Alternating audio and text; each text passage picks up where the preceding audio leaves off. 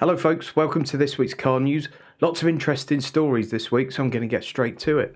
First one, I think is quite a good thing actually. Audi are going to stick with petrol and diesel power only for the new Audi Q5, which comes out next year. There'll be no full EV of this. This is quite interesting because Audi have already committed to no petrol or diesel cars by 2030. But it's good to see they're still serving people that are not ready to make the switch. And you'd think that this car's probably got a 7-year life cycle planned, maybe a little bit longer with a facelift thrown in there. So this probably looks set to be the last petrol or diesel Audi Q5. But a lot of people are saying now, oh, no companies are producing petrol or diesel cars, or very few are, and all the big brands are now purely electric. I think all the big brands will be purely electric at some point. But some signs of life there's still for those of you that are not ready to make the switch, still want to have a bit of choice. The Citroen Grand C4 Space Tourer production to end as the brand focuses on SUVs. I think this is really sad. I actually quite like those C4 Space Tourers. They're pretty decent. I've had one as a hire car a couple of times. Loads of space, great family car. Obviously, they're not always been the most reliable things in the world. MPVs really do still have a place. As someone with a couple of young kids, as dull as they may be to some people, they're massively practical. You can put the seats down and use it as a van. If you want to do an IKEA run or something, you can load everything into it. There's plenty of space, plenty of leg room for long journeys. And I think it's sad that everything now is going to SUVs. Not everyone wants an SUV. Let people have a bit of choice. Let me know what you think in the comments. Do you think a 7-seat SUV is the way forward? Or do you think the good old MPV is an ideal sort of family car? A bit of an apology from me now, because I slammed the Dacia Jogger last week for getting a 1-star on the Euro NCAP. And I had a couple of comments in last week's video, so thanks for those. I can't remember the names, unfortunately. One of them was Richard, I know. These Euro NCAP scores are actually becoming terrible just because there aren't certain electronic driver aids fitted to the cars. I'm actually going to do a separate video on this because I want to do quite a lot of research into it. But also the Dacia Jogger score, they didn't even have a Jogger to test. They tested a Sandero and then knocked off some scores because of it didn't have a seatbelt warning for the back 2 seats by the looks of things. So they didn't even crash test one of them. So I'm really going to look into this Euro NCAP thing because I think it might have turned into a little bit of a nonsense. But there will be a video coming up on that in the next few weeks, so keep your eyes open for that one. And in the meantime, apologies to Dacia. Right, the new 2022 Toyota GR86 sells out in 90 minutes. So I mentioned this a couple of weeks ago in a video that the new GR86 was coming out. I guess a lot of these buyers will be investment buyers, people that have seen what happened with the GR Yaris and they think the same thing's going to repeat and they can make a bucket load of money by buying one of these. If that's the case, it's really sad. I like cars to go to people that genuinely want to use them rather than people that are just purely trying to profiteer. The good thing is it's probably a little bit of a message to the market that there's still a market for things like this. People want practical and people want economical and everything else, but some people want a fun car still. So it's great to see such interest in the GR86. By the way, all these previous stories have been from Auto Express. Always suggest you go and check that out. Of course, I promote Readly, which is an app which gives you access to tons of magazines, pretty much every motoring magazine you can think of. They've got a 2-month trial again at the moment. Use my link and sign up. It helps support the channel, but you get 2 months absolutely free. You can cancel in that 2-month period and you won't get charged a penny. This one's from The Independent. UK considering scrapping plans for speed limiters in order to avoid EU mentality. I don't care what the EU does anymore, said Jacob Rees-Mogg as he hints at cabinet row over safety devices. So previously there was supposed to be some sort of Big Brother device in your car coming in next year, I believe, on new cars, so it would sound an alarm or possibly even restrict engine power if you got over a certain speed in a certain location. And Jacob Rees-Mogg is sort of hinting that there's a lot of argument about this at the moment because this is very much an EU law. Obviously, we're no longer part of that. I think these speed limiters, I think they're a great idea if you want to put them in around schools at certain times of the day, very densely populated areas that are accident black spots at certain times of the day. No real issue with that. But on major roads, I think there are already so many Big Brother measures in, especially around driving. I don't think we need another, just my 2 penneths worth. Anyway, Jacob Rees-Mogg is hinting that there's some dissent about this in government, and that it may get overturned and we might not see those speed limiting devices coming to the UK. Thanks to everyone that watched last week's car news video. 65.5% of you weren't subscribed. If you're one of those, hang your head in shame and click that subscribe button, please. The people that are saying they can't like or subscribe to videos because they watch on a TV, all you need to do is sign into your Google account via the TV and you can both like and subscribe. So check that out. Just 2% of female viewers again, gutted about that. And not many of you under 34-year-olds either. So you young'uns, tell your friends. On a serious note though, thanks to everyone that does like and subscribe and watches all the videos. I really do appreciate it. A new law to make the EV charging network 99% reliable. Government moves to tackle the varying reliability of the UK's charging network. So this is obviously a massive issue at the moment. There are 2 chargers just around the corner from me, public chargers, and the amount of times one of them's not working is unbelievable, and they were installed literally a few months ago. When I occasionally get an EV press car, I often find 50% of the chargers out of action. I stopped at a service station recently, had 6 EV chargers, all of them out of action. UK's electric vehicle rapid charging network will be required to have 99% reliability rate under new laws coming in later this year. Ministers hope it will eradicate range anxiety and create a world-class charging grid.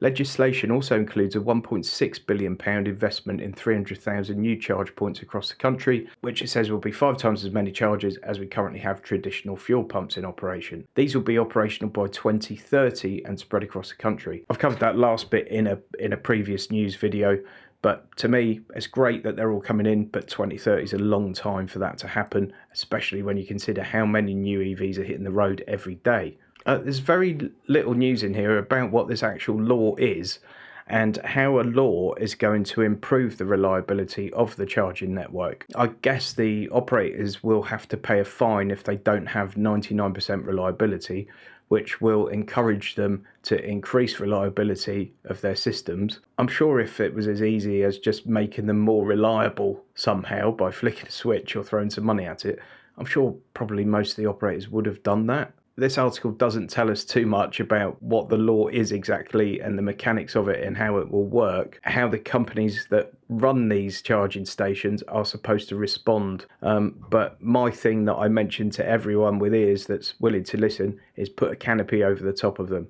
So I know a lot of the times that these things break down, it's because the water ingress. So put a canopy over them.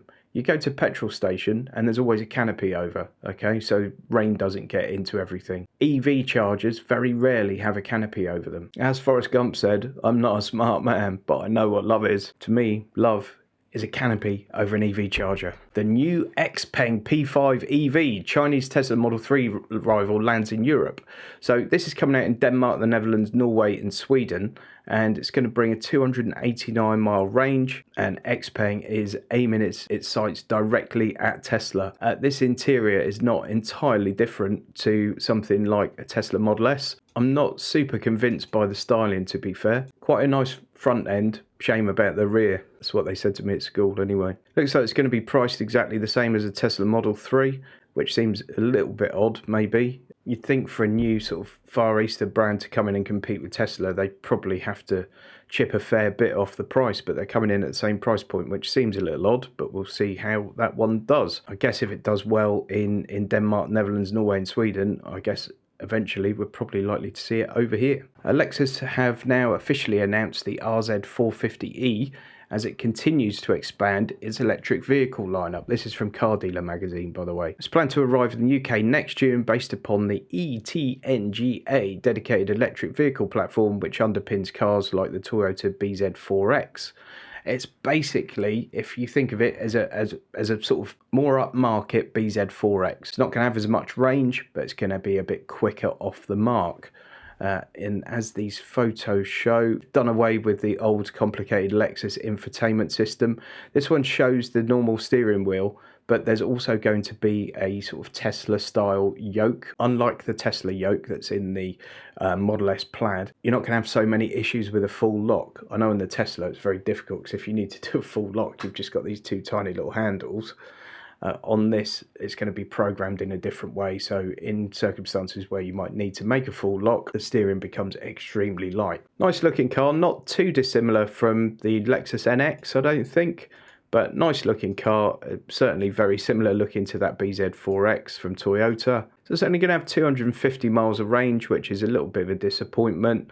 No official word yet on charging times. The suggestion is that 150 kilowatt charging will be available. A combined 308 brake horsepower. I think 0 to 60 times the same, under 6 seconds. And it's got this new Direct 4 four-wheel drive system. That puts an electric motor on each axle. And basically it can send 100% of power to front or back as needed. Lexus are making quite a lot of noise as well about the fact that they've developed this for battery durability. So they're saying that in 10 years of sort of constant driving, the battery should only degrade by 10%. Although it won't compete with some of its rivals for range, it will do a decent job of retaining the range that it advertises in the long run. Hopefully I'll get my hands on one of those at some point, but I will obviously have to wait my turn while the likes of Matt Watson and anyone you've ever heard of gets their hands on one first. Carlos Ghosn, the ex-Nissan boss, says he wants a trial. So I don't know if you remember this, but he sort of fled Japan a couple of years ago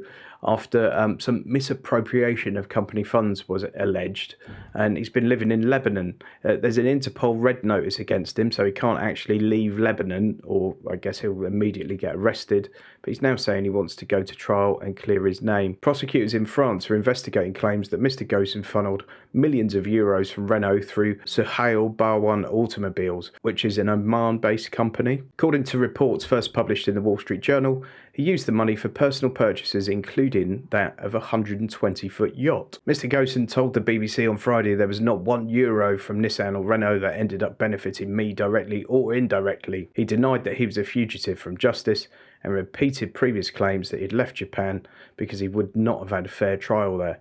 Mr. Ghosn said charges against him were part of a conspiracy to derail his plans for a full merger between Renault and Nissan. Since his escape, he's repeatedly claimed that charges against him in Japan were baseless. Thanks ever so much for watching, folks. I've got a Genesis G80 coming this week, so that will be my next car review coming onto the channel. Really looking forward to that one. Obviously spent some time with the G70 shooting brake recently, and I was blown away by it, really.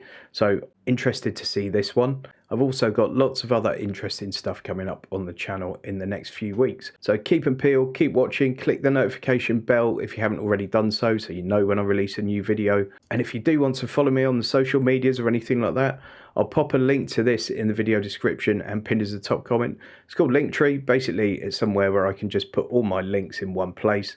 So you can click on any of these. Thank you very much to the people that bought me a coffee this week, by the way. And my new channel members. I've now got 4 members, people that buy me a coffee once a month. Massively appreciated. But going back to this, you just click on any of these and it'll take you straight to my Twitter account, or you can go onto my Instagram. All the links in one place. So if you're not currently following me on those social platforms, please pop along, help me with that. You've got my Amazon link, you buy me a coffee, the merch store, V-check, car history checks, all in one place. Thanks ever so much for watching. See you next time.